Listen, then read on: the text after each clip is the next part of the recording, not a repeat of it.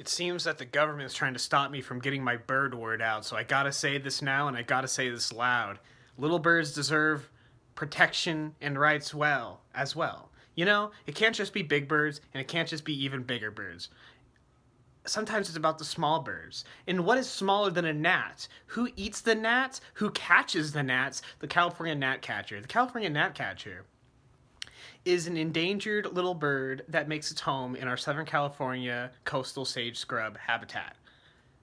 He's a little guy. They're usually like darkly colored with light colored underbellies, quite small. And they eat bugs.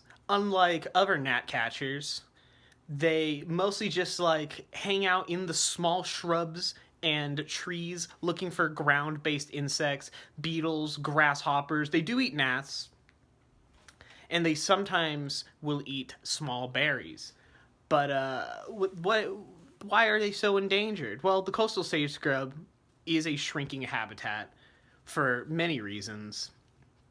One of which that affects the California gnatcatcher the most directly would be housing and urban development. A lot of coastal sage scrub has been turned into housing, unnecessary urban housing, which is a shame. That pushes the California gnatcatcher out of its habitat, and it is forced to find homes in other local habitats or other coastal sage scrub. But one of the biggest problems is that when the gnatcatcher gets there, there are already birds there, and the gnatcatcher will not have any room, and thus has an opportunity to slowly die.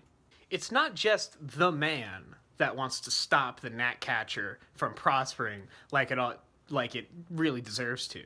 Things like climbing temperatures and climate change also affect the gnatcatcher. It has been researched and found that the California gnatcatcher's range of its species could shrink up to 45% with rising temperatures.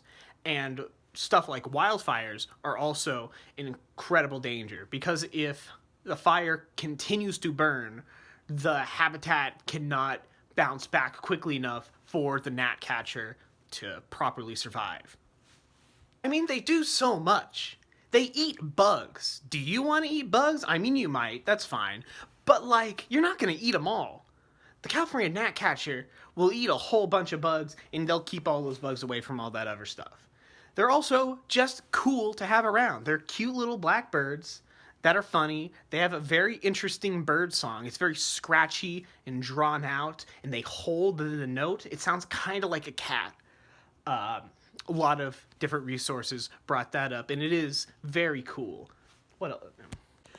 I just brought up that when California gnatcatchers are forced to leave their homes and travel to other places, they deal with a problem of, how does that spell? Cowbird parasitism.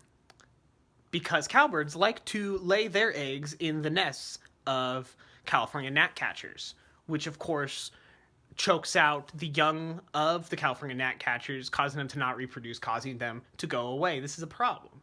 The California gnatcatcher